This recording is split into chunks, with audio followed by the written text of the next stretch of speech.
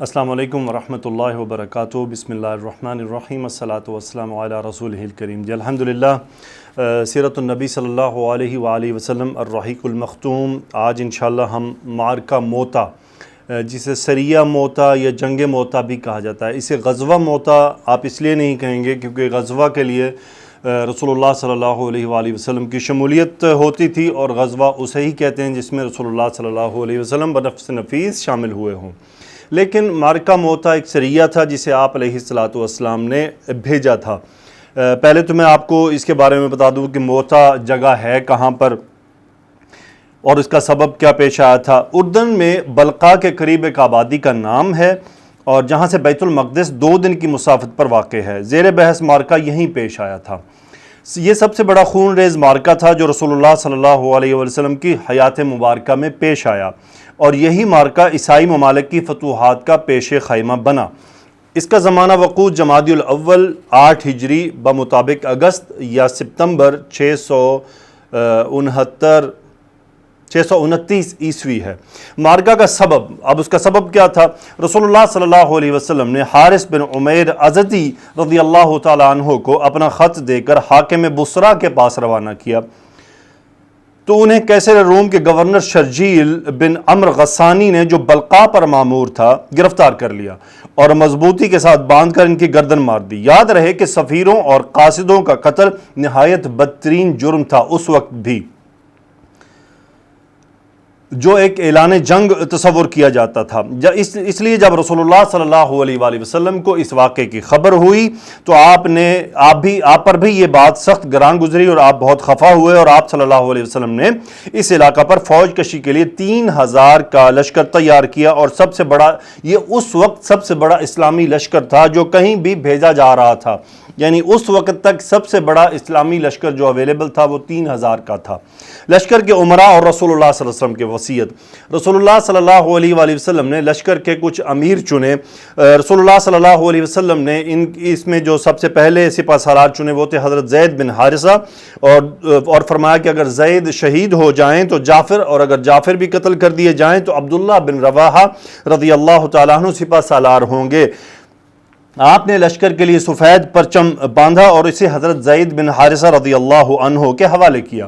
لشکر کو آپ نے یہ وصیت بھی فرمائی کہ جس مقام پر حضرت حارث بن عمیر رضی اللہ تعالیٰ عنہ قتل کیے گئے تھے وہاں پہنچ کر اس مقام کے باشندوں کو اسلام کی دعوت دیں۔ اگر وہ اسلام قبول کر لیں تو بہتر، ورنہ اللہ سے مدد مانگے اور لڑائی کریں۔ آپ صلی اللہ علیہ وسلم نے فرمایا کہ اللہ کے نام سے اللہ کی راہ میں اور اللہ کے ساتھ کفر کرنے والوں سے غزوہ کرو، اور دیکھو بدعہدی نہ کرنا، خیانت نہ کرنا، کسی بچے اور عورت اور انتہائی عمر رسیدہ بوڑھے اور گرجے میں رہنے والے تارک الدنیا لوگوں کو قتل نہ کرنا، کھجور اور کوئی درخت نہ کاٹنا، اور کسی عمارت کو منہدم نہ کرنا۔ اسلامی لشکر کی روانگی ہوئی، اور حضرت عبداللہ بن رواحہ رضی اللہ تعالیٰ عنہ کا رونے کا مقام اس وقت پیدا ہو گیا۔ اسلامی لشکر روانگی کے لیے تیار ہو گیا تو لوگوں نے آ کر رسول اللہ صلی اللہ علیہ وسلم کے مقررہ سپہ سالاروں کو الوداع کہا اور سلام کہا۔ اس وقت سپہ سالار حضرت عبداللہ بن رواحہ رضی اللہ تعالیٰ عنہ رونے لگے۔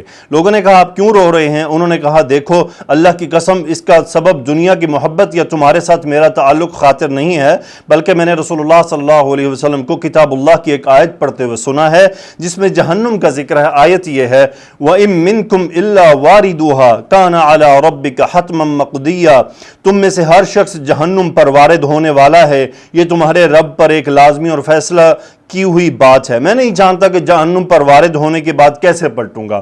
مسلمانوں نے کہا اللہ سلامتی کے ساتھ آپ لوگوں کا ساتھی ہو، آپ کی طرف سے دفاع کرے، اور آپ کو ہماری طرف نیکی اور غنیمت کے ساتھ واپس لائے۔ عبداللہ بن رواحہ رضی اللہ تعالیٰ نے چند اشعار کہے، ان کا ترجمہ ہے لیکن میں رحمان سے مغفرت اور استغفان شکن مغز پاش تلوار کی کاٹ کا یا کسی نیزہ بازی کے ہاتھوں آنتوں اور جگر کے پار اتر جانے والے نیزے کا ضرب کا سوال کرتا ہوں، تاکہ جب لوگ میری قبر پر گزریں تو کہیں ہائے وہ غازی جسے اللہ نے ہدایت دی اور جو ہدایت یافتہ رہا۔ اس کے بعد لشکر روانہ ہوا۔ رسول اللہ صلی اللہ علیہ وسلم اس کی مشائیت کرتے ہوئے ثنیۃ الوداع تک تشریف لے گئے اور وہیں سے اسے الوداع کہہ دیا۔ رسول اللہ صلی اللہ علیہ وسلم نے ایک تاکید اور بھی کی تھی کہ اگر یہ تینوں عمراء بار بار شہید ہو جائیں تو اس کے بعد تم جسے چاہو چن لینا، اور خالد بن ولید رضی اللہ تعالیٰ عنہ بھی اس لشکر کا حصہ تھے۔ اسلامی لشکر شمال کی طرف بڑھتا ہوا معان پہنچا۔ یہ مقام شمالی حجاز سے متصل شامی اردنی علاقے میں واقع ہے۔ یہاں لشکر نے پڑاؤ ڈالا اور یہیں جاسوسوں نے اطلاع پہنچائی کہ ہرقل قیصر روم بلقا کے علاقے میں مآب کے مقام پر 1,00,000 رومیوں کا لشکر لے کر خیمہ زن ہے، اور اس کے جھنڈے تلے لخم، جزام، بلقین، باہرا اور بلئی قبائل عرب کی مزید 1,00,000 فوج بھی جمع ہو گئے ہیں۔ معان میں مجلس شورا ہوئی، یعنی جب مسلمانوں کو یہ خبر پہنچی تو انہوں نے آپس میں ایک مشورہ کیا۔ مسلمانوں کا حساب میں سرے سے یہ بات تھی ہی نہیں کہ کسی ایسے لشکر سے سامنا کرنے والے ہیں، اور وہ بھی اس دور دراز زمین پر جہاں نہ کوئی ان کی مدد کو آ سکتا ہے۔ اب ان کے سامنے ایک سوال تھا کہ آیا 3,000 کا ذرا جتنا لشکر 2,00,000 کے ساتھ ٹکرا جائیں اور مارتے ہوئے سمندر سے ٹکرا جائیں؟ مسلمان حیران تھے، اور اسی حیرانی میں معان کے اندر 2 راتیں غور و مشورہ کرتے ہوئے گزار دیں۔ کچھ لوگوں کا خیال تھا کہ ہم رسول اللہ صلی اللہ علیہ وسلم کو لکھ بھیجیں کہ دشمن کی تعداد اتنی ہے تاکہ ہمیں کمک مل جائے یا ہمیں کوئی مزید حکم نامہ مل جائے جس کی ہم تعمیل کریں۔ لیکن عبداللہ بن رواحہ رضی اللہ تعالیٰ عنہ اس رائے کے خلاف تھے۔ انہوں نے فرمایا، لوگوں کو گرما دیا اور کہا کہ خدا کی قسم جس چیز سے آپ کترا رہے ہیں وہی تو شہادت ہے جس کی طلب میں آپ نکلے ہیں۔ یاد رہے دشمن سے ہماری لڑائی تعداد، قوت اور کثرت کے بل پر نہیں بلکہ ہم محض اس دین کے بل پر لڑتے ہیں جس سے اللہ تعالیٰ نے ہمیں مشرف کیا ہے۔ اس لیے چلیے آگے بڑھیے، ہمیں 2 بھلائیوں میں سے ایک بھلائی حاصل ہو کر رہے گی، یا تو اللہ کی راہ میں شہید ہو جائیں گے یا فتح نصیب ہوگی۔ یہ تھا ایمان صحابہ کا۔ 3,000 کی فوج اور سامنے 2,00,000 کا لشکر۔ یقین کریں آج کے یہ ایٹم بموں میزائلوں والوں کی جان نکلتی ہے، اور وہ 3,000 کا لشکر اتنی دور دراز بیٹھا ہوا ہے، 2,00,000 کا لشکر جرار ہے۔ لیکن بات پر غور کریں، یا تو ہم شہید ہو جائیں گے یا فاتح ہو جائیں گے، تو کسی بھی صورت میں بھلائی ہمارے حصے میں آنے والی ہے۔ اور دوسری چیز کیا تھی کہ ہم لڑائی تعداد، قوت اور کثرت کی بل پر نہیں کرتے ہیں، ہم لڑائی ایمان کی بنیاد پر کرتے ہیں، اس دین پر کے بلبوتے پر لڑتے ہیں جو ان کے پاس تھا، جو ان کو ملا ہوا تھا۔ آج لڑائی کے لیے کیلکولیشنز کی جاتی ہیں، ہتھیاروں کی، مین پاور کی، آرمی کی، فوجیوں کی، نہیں، ایمان سے لڑا جاتا ہے۔ آج دیکھ لیں کیا صورتحال ہے، 56 اسلامی ملک ہیں، فوجوں کی بے بہا، F-16 F-35، یہ وہ ٹینک، ایٹم بم، فلاں فلاں، لیکن نتیجہ کیوں؟ یہ والی بات موجود نہیں ہے کہ ہم لڑتے ہیں تو کس کے لیے؟ دین کے لیے، ہم لڑتے ہیں تو شہادت کے حصول کے لیے۔ یہاں اب معاملات مختلف ہیں، تو پھر صاف ظاہر ہے کہ بڑی تعداد کے باوجود بھی کچھ نہیں کر پا رہے۔ اللہ کی مدد کیسے آئے گی جب اللہ کی مدد کی طرف نہ توکل ہے، نہ یقین ہے، نہ ایمان ہے، نہ اعتقاد ہے۔ دشمن کی طرف سے اسلامی لشکر کی پیش قدمی۔ غرض اسلامی لشکر نے معان میں 2 راتیں گزارنے کے بعد دشمن کی جانب پیش قدمی کی، اور بلقا کی ایک بستی میں جس کا نام مشارف تھا، ہرقل کے فوجیوں سے اس کا سامنا ہوا۔ اس کے بعد دشمن مزید قریب آ گیا اور مسلمان موتا کی جانب سمٹ کر خیمہ زن ہو گئے۔ پھر لشکر کی جنگی ترتیب قائم کی گئی۔ میمنہ پر قطبہ رضی اللہ تعالیٰ عنہ مقرر کیے گئے، میسرہ پر عبادہ بن مالک انصاری رضی اللہ تعالیٰ عنہ مقرر کیے۔ میمنہ یعنی رائٹ سائڈ، میسرہ لیفٹ سائڈ۔ جنگ کا آغاز اور سپہ سالاروں کی یکے بعد دیگر شہادت۔ اس کے بعد موتا ہی میں فریقین کے درمیان ٹکراؤ ہوا، نہایت تلخ لڑائی شروع ہوئی۔ 3,000 کی نفری 2,00,000 ٹڈی دل کے طوفانی حملوں کا مقابلہ کر رہی۔ کمال ہے، یعنی تاریخ نے ایسا بھی موقع دیکھا۔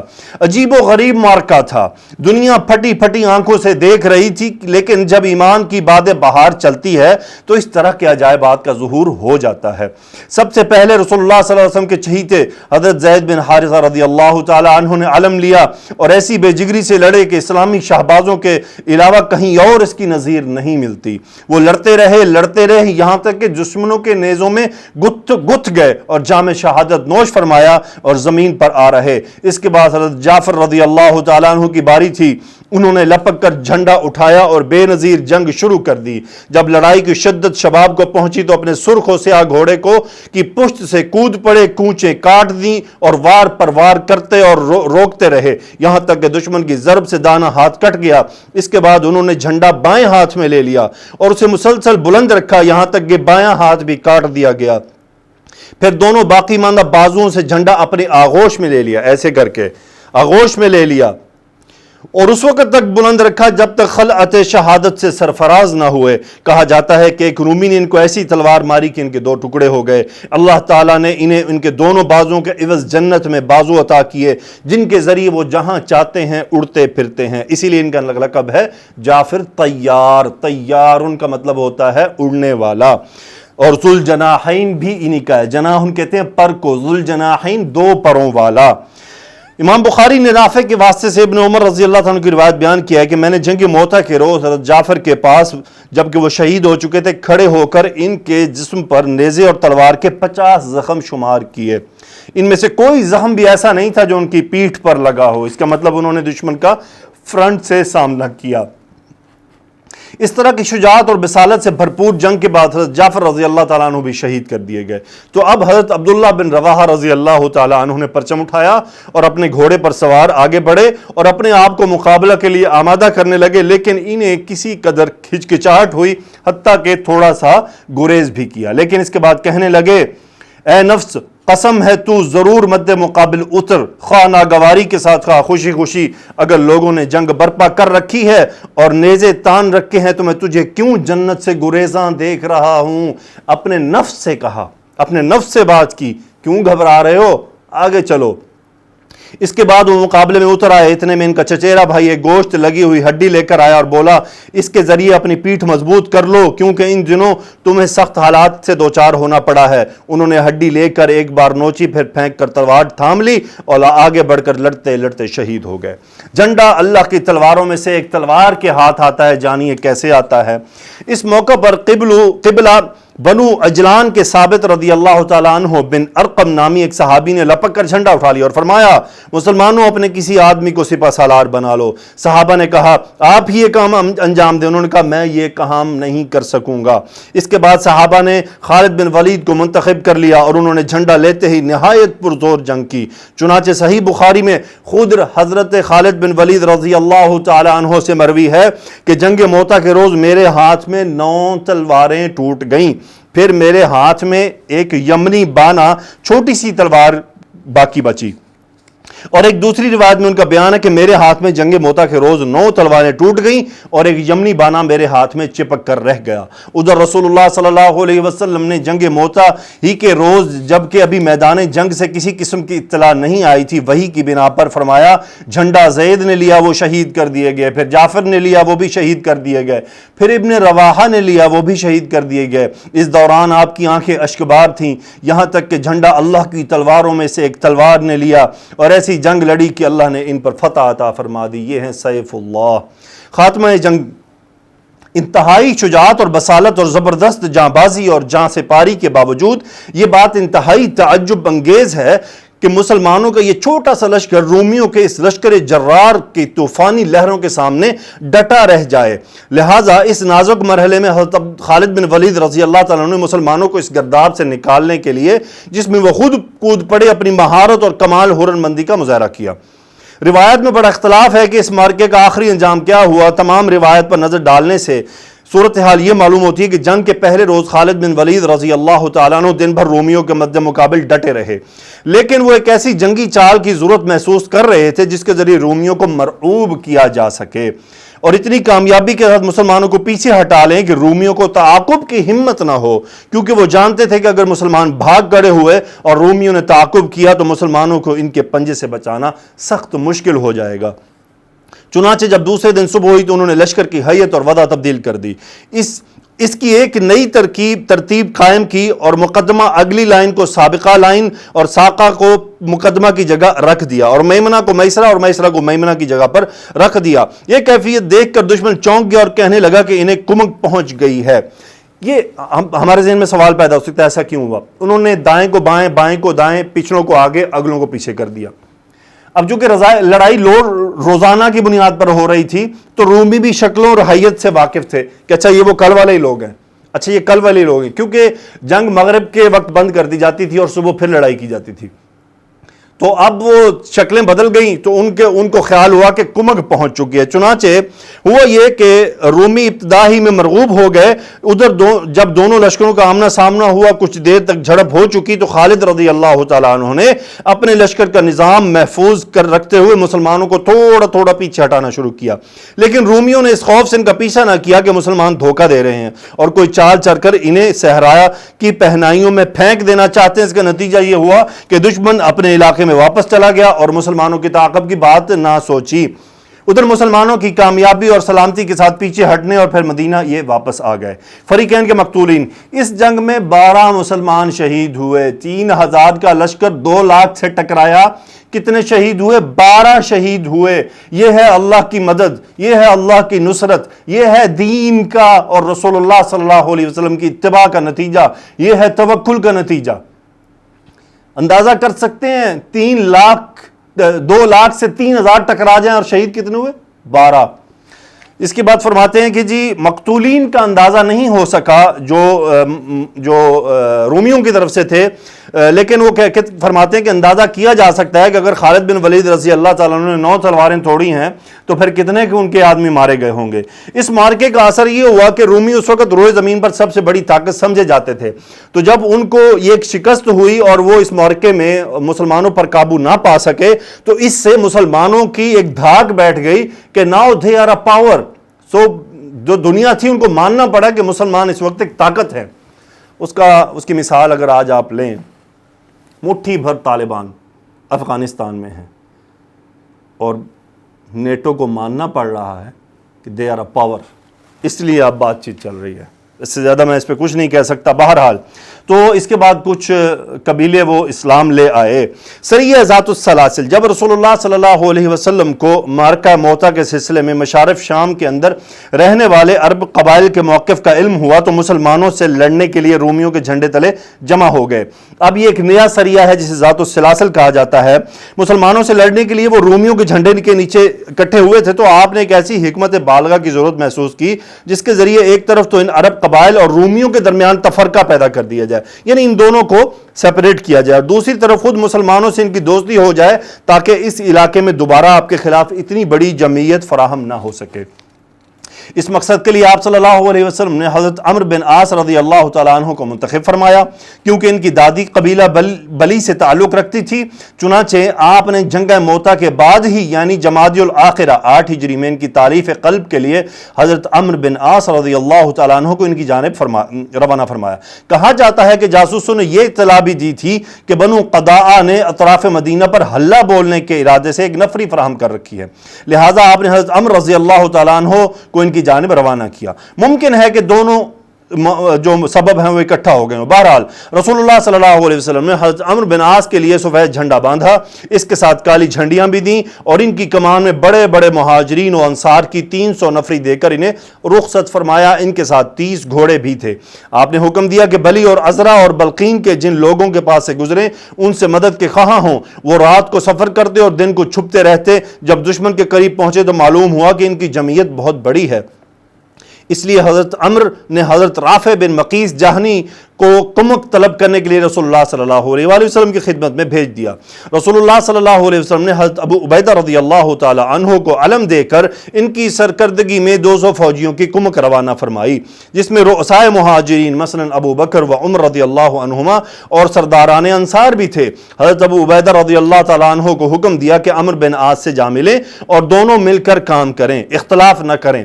وہاں پہنچ کر ابو عبیدہ رضی اللہ تعالی عنہ نے امامت کرنی چاہی، لیکن حضرت عمرو رضی اللہ تعالی عنہ نے کہا کہ آپ میرے پاس کمک کے طور پر آئے ہیں، امیر میں ہوں۔ ابو عبیدہ رضی اللہ تعالی عنہ نے ان کی بات مان لی اور نماز حضرت عمر رضی اللہ تعالیٰ عنہ ہی پڑھاتے رہے۔ کمک آ جانے کے بعد یہ فوج مزید آگے بڑھ کر قضاء کے علاقے میں داخل ہوئی اور اس علاقے کو رونتی ہوئی اس کے دور دراز حدود تک جا پہنچی۔ اخیر میں ایک لشکر سے مدبھیڑ ہوئی، لیکن جب مسلمانوں نے اس پر حملہ کیا تو وہ ادھر ادھر بھاگ کھڑے ہوئے۔